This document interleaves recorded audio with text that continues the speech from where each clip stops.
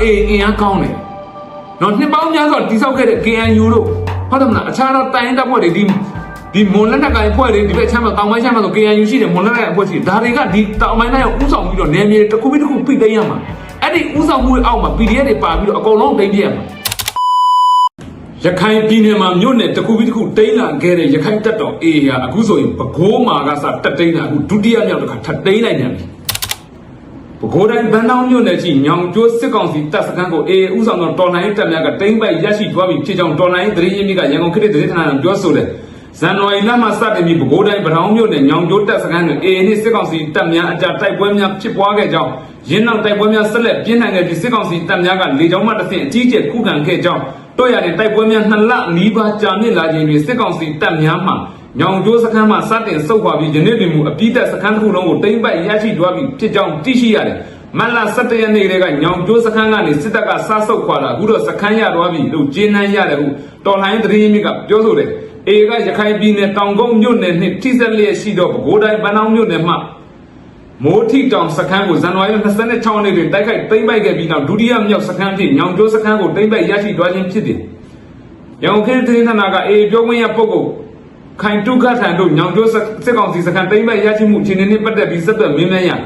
်တုတ်ပြန်ဖြေဆိုခြင်းမရှိပေညောင်ကျိုးစခန်းတိုက်ပွဲတွင်စစ်တပ်ဘက်မှတေဆုံးသူများပြားပြီးအရှင်ဖမ်းဆီးရရှိသောစစ်တုံးမှန်းများရှိကလက်နက်ခဲယမ်းများကိုလည်းအေကတိတ်ဆိတ်ရရှိထားကြောင်းသိရှိရတယ်။ညောင်ကျိုးစခန်းမကြစေရန်အတွက်စစ်တပ်ကစစ်မှုထမ်းတပ်သားတစ်များအပါအဝင်စစ်ကူအင်အားရာပေါင်းများစွာပေးပို့ခဲ့ပြီးလေချောင်းပစ်ကူများဖြင့်တောက်လျှောက်ခုခံခဲ့တော်လဲ2လနီးပါးကြာမြင့်လာခြင်းတွင်စခန်းကိုလက်လွတ်ပြီးစုပ်ခွာထွက်ပြေးရခြင်းဖြစ်တယ်။စစ်ကောင်စီတပ်များနှင့်စစ်ကူတပ်များမှလက်ရှိအုပ်ရှိပင်မြို့ကိုအခြေပြု၍အကြီးအကျယ်ခုခံစစ်ပြင်ဆင်နေကမြို့ကိုအခြေပြုထားသောအမြောက်တပ်စခန်းများကလည်းလက်နက်ကြီးများဖြင့်တစ်ချိန်လုံးပစ်ခတ်နေကြောင်းအုပ်ရှိပင်မြို့အနီးတွင်စစ်တပ်၏လက်နက်ကြီးပစ်ခတ်တပ်များကိုကျေလောင်စွာကြားနေရကြောင်းစစ်ကောင်စီ၏စစ်ရင်တန်းများမှလည်းအုပ်ရှိပင်တောင်းပထောင်လမ်းပိုင်းတွင်အသက်အစင်းများပြားနေကြောင်းသိရှိရတယ်။ AA ကထိုးစစ်များကိုရခိုင်ပြည်နယ်နှင့်ထိစပ်နေသော AR တိုင်းပဲခူးနှင့်မကွေးတိုင်းတဲ့အထိထိုးဖောက်ဝင်ရောက်တိုက်ခိုက်လျက်ရှိကြောင်း AA ကတရားဝင်သတင်းထုတ်ပြန်ထားသည်တဲ့နော်ဒါကတော့အခြားမီဒီယာတွေမှာပါလာတယ်ဒါခေတ်တွေမှာတင်သွင်းလာပြီပေါ့နော်အဲ့တော့လက်ရှိ AA ကထိုးစစ်ကပဲခူးထဲမှာဒါဒုတိယကြိမ်မှာဆက်လက်စခန်းတိမ်းနိုင်ခဲ့တာAA ကပဲခူးတွေမဟုတ်ပါဘူးအခြားနေရာတွေမှာလည်းအများကြီးစစ်ဆိုင်ထားတာရှိပါတယ်ကျွန်တော်တို့တွေကပြောလို့မရတဲ့အရာတွေရှိတဲ့အတွက်ဘယ်နေရာတွေမှာဘယ်ရောက်နေလဲဆိုတော့ကျွန်တော်တို့တွေကမီဒီယာတွေမှာမပေါ်လာမရှိတော့ပြောလို့မရဘူးဒါပေမဲ့လက်ရှိ AA ဆိုင်ထားတဲ့စစ်တီအင်းကကျေပြန့်စွာဆိုင်ထားတာနော်အခြားရမသိတယ်ဗျရခိုင်ပြည်နယ်ဟိုထိတ်မှာတိုက်နေတယ်ဟိုဘိတ်မှာတွားပြီးတိတ်ထားတယ်အဲ့အကွာအဝေးကိုပဲကြည့်လိုက်အခုလက်ရှိစင်ထားတဲ့ဟာဒီဘယ်လောက်ထိဝင်ထားပြီလဲဆိုတော့ကျွန်တော်တို့ပြည်ဆုံးပါအဲ့ဒီအတွက်လည်းကျွန်တော်တို့ဒီဘက်ကနေနိုင်တဲ့နေရာကဝိုင်းကူနေတာတွေအများကြီးရှိပါတယ်အဲ့တော့ပြည်သူတွေကိုအဓိကပြောချင်တာကျွန်တော်တို့လက်ရှိထိုင်းမှာဒီကာလကြက်တဲ့အတွက်နော်နိုင်ငံရေးနဲ့ပတ်သက်တဲ့လုံထုံးလုံနည်းတွေကိုအရင်လိုပွင့်လင်းမြင်တာဆိုတာချပြလို့မရဘူးတင်ပြလို့မရတဲ့ပေါ့နားလည်ပေးပါဒါပေမဲ့လက်ရှိတော်လှန်ရေးမှာ AA ပြည့်ပြည့်တတ်တာတိုက်နေပါတယ် AA နဲ့အတူတူ ARD တိုင်းမှာရှိတဲ့ PDF တွေမြောက်များစွာလက်တွဲပြီးနေပါတယ်အဲ့ဒီ PDF တွေအားလုံးကလည်း ARD တိုင်းအတွက်ပြန်လဲသိမ့်ပိုက်ရရှိမှာဖြစ်ပါတယ်ဒီနေရာမှာစစ်ကောင်စီအနေနဲ့ကအခုဆိုရင်ဒီပဲခူးအဆက်မှာခံစစ်ကိုတေချာပြင်ပြီးတော့ခုခံခဲ့တာအခုဆိုကွဲပြေးဝက်ပြေးပြီးစခန်းစွန့်လှုပ်လိုက်တာအဲ့လိုပဲ ARD တိုင်းထဲမှာလည်းခုခံစစ်ကိုပြင်ဆင်ပြီးတော့နေနေတဲ့စစ်ကောင်စီတပ်စခန်းတွေအများကြီးရှိတယ်ဒါပေမဲ့ပြောချင်တာကဘလောက်ပဲခုခံစစ်ပြင်ကျင်းနေလက်လွတ်ကလိမ့်မယ်ဘာဖြစ်လို့လက်ရှိစစ်ကောင်စီဘက်မှာခုခံစစ်ပြင်တဲ့ထဲမှာပါဝင်တဲ့တပ်သားအများစုဒီစစ်မှုထမ်းဥပဒေကနေပါတဲ့လူတွေကိုပါရှေ့တန်းပို့ထားတာဖြစ်တယ်အဲ့တော့စစ်မှုထမ်းဥပဒေနဲ့ပါတဲ့လူတွေအားလုံးကတာမန်ပြည်သူတွေအားလုံးတည့်တဲ့တိုင်းတစ်ချက်ဖောက်နိုင်ဘယ်ပြေးမှမသိဘူးဟုတ်တယ်နော်သူတို့မှတိုက်ပွဲအတွေ့အကြုံမရှိဘူးနောက်တစ်ခုကအဓိကတော့စိတ်သက်ပိုင်းပေါ့စိတ်သက်ပိုင်းမှာသူတို့ကဒီစစ်ကောင်စီဘက်ကနေတိုက်ချင်လို့ပါဝင်ရတာမလွဲတာလို့သူတို့ပါဝင်ရတာဖြစ်တဲ့အတွက်တစ်ဖက်ကတစ်ချက်ဖောက်ရတာဒါရန်သူမဟုတ်ဘူးဆိုတော့သူတို့ကောင်းကောင်းသိတယ်အဲ့ဒီအတွက်သူတို့ရဲ့စိတ်ကလုံးဝစစ်တိုက်ခြင်းစိတ်မရှိဘူးဒီပေါ်မှာစစ်ကောင်စီကတပန်းရှုံးနေတာဒါပေမဲ့တခုတော့ရှိတာကလက်ရှိစစ်မှုထမ်းဥပဒေနဲ့ပါဝါတဲ့လူတွေပြန်လဲစုစည်းပြီးတော့နော်အဲ့ဒီစခန်းတွေထဲမှာပြန်ခုခံတိုက်ပွဲဝင်ပြီးတော့ပြန်လဲထွက်ပြေးတာလေးတွေအများကြီးရှိတယ်အဲ့တော့ဘလို့ပဲဖြစ်ဖြစ်အဓိကကတော့စစ်မှုထမ်းဥပဒေထပ်ဝင်မဲ့လူတွေရောဝင်ပြီးသားလူတွေရောအနေနဲ့သိရမှာရန်သူဒီစစ်ကောင်စီဆိုတော့ကောင်းကောင်းသိရမှာလောလောဆယ်ငါတို့ကရန်သူလက်အောက်မှာတိုက်ရောက်နေပါလားဆိုတဲ့အဲ့ဒီစစ်မှုထမ်းတွေကိုဝင်သွားတဲ့လူငယ်တွေကကောင်းကောင်းသိထားမယ်ဆိုရင်ပွဲရပြီးပါတယ်နော်အဲ့တော့လက်ရှိတော်လှန်ရေးမှာစစ်ကောင်စီကဘာလုပ်နေလဲဆိုတော့တိုင်းသား EROST အားလုံးကိုလိုက်ညှိနေတယ် အခုဆို MNDAA ဆိုရင်ဒါတရုတ်က PR ကြောင့်ဘာမှလုပ်လို့မရတော့နော် TNN ဆိုလဲပုံစံတွေပြောင်းလာတယ်လို့ပြည်သူတွေဒါဝေဖန်တာတွေထွက်လာတယ်တကယ်လဲပုံစံတွေပြောင်းနောက်တစ်ခုဆိုတာကဒီ KIA နဲ့ဖြစ်ပေါ်မှုမှာမတင်မြတ်မှုတွေကခဏခဏဖြစ်ပေါ်တဲ့အတွက်ဒါပြည်သူတွေရဲ့ဒီကိစ္စမှာတော်တော်မကြိုက်ဖြစ်လာကြတယ်ရှင်းရှင်းပြောရင်တော့အချင်းချင်းဖြစ်တာကိုလုံးဝအားမပေးဘူးပြည်သူတွေကဒီချိန်မှာအဲ့တော့စစ်ကောင်စီအနေနဲ့အဓိကလက်ရှိတိုက်နေတဲ့ညီနောင်မဟာမိတ်၃ဘွဲ့ TNN တွေ MNDAA စတဲ့ညီနောင်မဟာမိတ်၃ဘွဲ့အပါအဝင်အခြားသောတိုင်းသား EROS တွေနဲ့သူကညှိလိုက်မယ်ဒီတိုင်းသား EROS တွေကငြိမ်ဝါမယ်ဆိုရင်သူကမြေပြတ်ကိုအမှုတ်ရှင်မှာသူတို့ပြောထားတာတစ်ခါလည်းရှိပါတယ်မြေကြီးပဲကြံစေတဲ့သူတို့မြေကြီးပဲယူမယ်တဲ့အဲ့လောက်ထိရုံမာမဲ့စစ်တပ်ပါအဲ့တော့ကိုရန်သူကအဲ့လိုစီစဉ်နေတဲ့အချိန်မှာကိုကရန်သူတဲ့တကွက်တာဖို့တော့ကျွန်တော်တို့လိုအပ်ပါတယ်နော်ဒါကြောင့်မလို့အဓိကကျွန်တော်တို့ဒီຫນွေမှာလုတ်ပြမှာဒီARD တိုင်းပဲခူးတိုင်းမကွေးတိုင်းစကိုင်းတိုင်းကျွန်တော်စစ်မျက်နှာပြင်ကောင်းကောင်းဖော်ပြနိုင်ဖို့အရေးကြီးတယ်ဒါ NUG ရဲ့အခန်းကဏ္ဍပါဝင်တယ်အဲ့ဒီနေရာမှာစစ်မျက်နှာပြင်ဖော်ဖို့အတွက်ကျွန်တော်တို့ NUG မှာဘတ်ဂျက်မရှိပါဘူးခဲယမ်းမရှိပါဘူးလက်နက်မရှိပါဘူးလို့အော်နေုံနဲ့မရပါဘူးနော်လက်ရှိတဲ့ NUG လုပ်နေတဲ့အပိုင်းတွေအများကြီးရှိပါတယ်ကျွန်တော်တို့တိတိတော့သိပါတယ်အဓိကပါတယ်မဟာမိတ်ဘိုင်းကိုကျစ်လက်ဆိုတာတိဆောက်ပြီးတော့ငါတို့အဲ့ဒီဘက်ကအကြက်သွားကင်လိုက်တာနဲ့အခု MNDAA လို့ပေါ့နော်ဒါ MNDAA ကိုတရုတ်က pressure တွားပေးတာလေ MNDAA ရဲ့စစ်မျက်နှာလုံးဝရက်တန့်တော့အဲ့လိုရက်တန့်မယ်ဆိုရင်တော့မှရက်တန့်ပေးလိုက်မလွှဲတာလို့ MNDAA စစ်မျက်နှာရက်တန့်မယ်ဆိုရင်ရက်တန့်ပေးလိုက်ဒါပေမဲ့ MNDAA စစ်သားတွေဗတ်စိတ်ယူနီဖောင်းမှာ PDF ချက်ချင်းတက်ပြီးတော့မြေပြန့်စင်ကြိတ်နိုင်မှုအတွက်လုံနိုင်ရမယ်ဒါတွေအားလုံးက NUG မှာရှိတဲ့လူကြီးပိုင်းတွေရဲ့နိုင်ငံရေးရည်ချိန်ပေါ်မူတည်ပါလိမ့်မယ်ဟုတ်တယ်နော်အဲ့တော့ရတယ်တစ်ဖက်မှာမဟာမိတ်ကိုကျစ်လက်စွာတီးဆောက်ထားရင်မင်းတို့ PR မျိုးကြောင့်ရင်ဆိုင်လာရတယ်ချက်ချင်းယူနီဖောင်းလဲပလိုက်အဲ့ဒီလက်နက်တွေအဲ့ဒီယူနီဖောင်းတွေကမြေပြန့်ချက်ချင်းဆင်းလာခဲ့ကြမယ်ဆိုရင်ကျွန်တော်တို့ကတော်လှန်ရေးကိုဘယ်တော့ပဲပိတ်ပင်ကျွန်တော်တို့ကရက်တန့်သွားစရာအကြောင်းမရှိနော်လက်ရှိမှာလည်းအခုတည်င်းကတော့အတီးပြုချက်မရသေးဘူးတခုကြားရတာအဲ့ဒါဘာလဲဆိုတော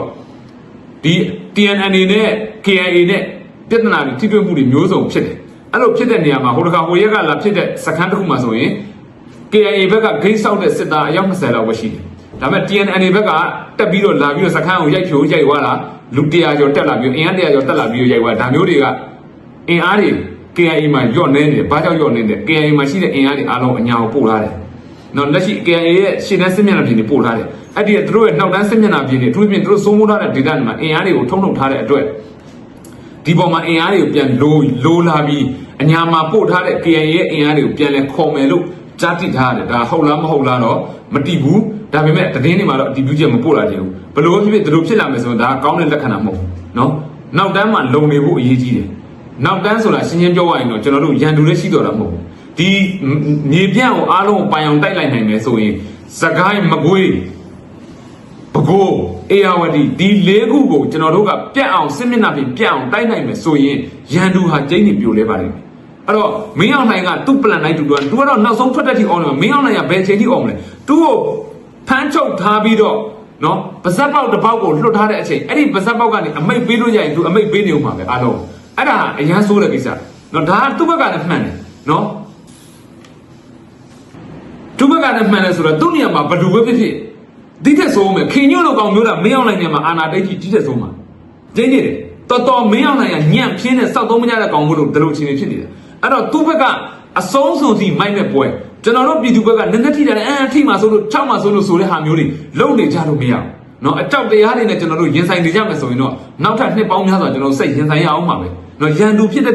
သူကနောက်ဆုံးရင်တေလူတေတောင်မှတူတယောက်တည်းတေတာမဟုတ်တူဘဝတူမျိုးဆက်တေမှာအဲ့ဒီအတွက်သူကရှေ့တိုးလို့မတော်လို့နိုင်ခဲ့မယ်ဆိုရင်တော့ဘယင်ဖြစ်မှာအဲ့တော့တေမြေကြီးရှေ့ရွှေကြီးဆိုတာလက်ရှိမင်းအောင်နိုင်ဘူးပြောတာအဲ့တော့ကောင်မျိုးတယောက်ကလွယ်ကူနဲ့ခေါင်းညှိပြီးနောက်ဆုံးမှာဘယ်တော့မှဖြစ်မှာမဟုတ်ဒါကြောင့်မလို့လက်ရှိစစ်ကောင်းဆောင်တွေနဲ့ဆွေးနွေးဖို့ဆိုတဲ့ကိစ္စလုံးဝမဖြစ်နိုင်လုံးဝမဖြစ်နိုင်တဲ့ကိစ္စရန်ငါပြတ်အောင်တိုက်ဖို့ပဲရှိတယ်ဒါကြောင့်မလို့ကျွန်တော်တို့တော်လိုင်းအင်အားစုတွေဘက်ကရန်ငါပြတ်ဖို့လိုရတယ်ဒီကာလမှာဂျားထဲမှာအချင်းချင်းတိုက်ခိုက်မှုတွေကအင်မတန်ဆိုးတယ်နော်ဒါကြောင့်မလို့ဒီအခုလက်ရှိဆိုအေးဆိုရင်တက်သားတယ်လုံနေတာအေးရဲ့အခြားစစ်မျက်နှာပြင်တွေအများကြီးရှိတယ်အဲ့လိုမျိုးဖြစ်နေရမယ်အခြားတော့တိုင်းသား EROS တွေလည်းအေးပုံစံမျိုးဖြစ်စေချင်တယ်ပြက်သားနဲ့တိုက်အေးဗျာမနေ့တနေ့ကမှနော်နာခစ်ပြီးမှဖွဲ့စည်းခဲ့တဲ့လက်နက်ကင်ဖွဲ့ဘာကြောင့်အေးအင်အားကောင်းတယ်နော်နှစ်ပေါင်းများစွာတိဆောက်ခဲ့တဲ့ KNU တို့ဟုတ်တယ်မလားအခြားတော့တိုင်းတပ်ဖွဲ့တွေ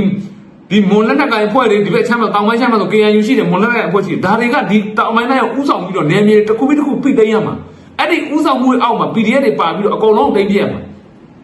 တောင်ပိုင်းကိုကျွန်တော်တို့တိမ့်နိုင်ပြီဆိုထိုင်းရချက်ချင်းအတန်ပြောင်းပါလက်ရှိထိုင်းမှာရောက်နေတဲ့ပြည်သူတွေအားလုံးခံစားနေရတာဒီကျွန်တော်တို့တော်လိုင်းဘက်ကပြတ်သားစွာမပြနိုင်ဘူးလို့နော်ကရင်ပြည်နယ်ကစာပြီးတနင်္လာရီတိုင်းကြောလုံးတော်လိုင်းအင်အားစုလက်အောက်ထဲကြားရောက်သွားချင်းထိုင်းရဲ့အချိုးဘလို့ပြောင်းသွားမလဲဆိုတာအဲ့ဒါအဖြေပဲအဲ့လိုအဖြေရဖို့အတွက်ကျွန်တော်တို့ဆိုပို့ဆိုးတယ်ဒီတနင်္လာရီတိုင်းနဲ့တောင်ပိုင်းတိုင်းကိုတော်တော်လေးကိုပန့်ဖိုးပေးခဲ့တယ်နော်ငွေအားလူအားကိုယ်တိုင်စင်းဘာကြောင့်လဲအဲ့ဒီတောင်ပိုင်းတိုင်းကိုရစေခြင်းလို့တောင်ပိုင်းတိုင်းရသွားရင်ငါတို့ထိုင်းမှာရှိတဲ့လူတွေရဲ့အေးစေးလွတ်လပ်စွာပေါ့ပါးရမယ်ထိုင်းဆိုးအနေနဲ့ပြည်သူဘက်ကချက်ချင်းရက်တည်လာနိုင်တယ်အဲ့ဒါလို့ဖြစ်စေခြင်းတဲ့အတွက်တောင်ပိုင်းကိုဖိအားပေးတယ်ဒါပေမဲ့အခုချိန်ထိရောက်တဲ့ခရီးမရောက်ဘူးဒီကြားထဲမှာမကောင်းတဲ့လူတွေစွန့်ဆန်နေပါတဲ့ကြွက်ကြီးတွေကြောင့်တကယ်လှုပ်တဲ့လူတွေစိတ်သက်ကြတဲ့လူတွေကြတယ်နော်လက်ချော့လိုက်တဲ့လူတွေချော့တယ်အဲ့တော့တိုက်ပွဲကိုစီးပွားရေးဆက်ဆံလုပ်တဲ့အရာတွေတော့တွေ့လာတယ်ချုပ်နေတယ်ဆိုဒါတွေကမဖြစ်တဲ့ကိစ္စတွေဒါကြောင့်မလို့တော်လှန်ရေးစိတ်နဲ့တော်လှန်ရေးအတိနဲ့တော်လှန်ရေးအတွင်းနဲ့တွားကြမယ်ဆိုရင်ကျွန်တော်တို့တော်လှန်ရေးပြီးတာကြားပါပြီနော်ဒါကြောင့်အေးပုံစံမျိုးအခြားသောတိုင်းသားလက်နက်ကိုင်တွေကိုလည်းဖြစ်စေချင်ပါတယ်ကျွန်တော်တို့တွေကအတူတကွရန်သူကိုပူပေါင်းထိုက်ပြီးဘုံရန်သူကြပြီဆိုမှလာမင်းကဘာအခွင့်အရေးယူမလဲငါဘာအခွင့်အရေးယူမလဲမင်းကဘယ်နေရာမှာနေမလဲငါဘယ်နေရာနေမလဲအားလုံးညှိလို့ရပါတယ်အဓိကကျွန်တော်တို့တိုက်ကမှာဘုံရန်သူပါเนาะ AA ရဲ့အောင်ပွဲလိုပဲအခြားတော့ကျွန်တော်တို့တိုင်းသား EAW အပါဝင် PDF တွေအားလုံးနဲ့သူတို့အောင်ပွဲတွေအများကြီးစုကူးနိုင်ပါစေလို့ဆုတောင်းပေးပါတယ်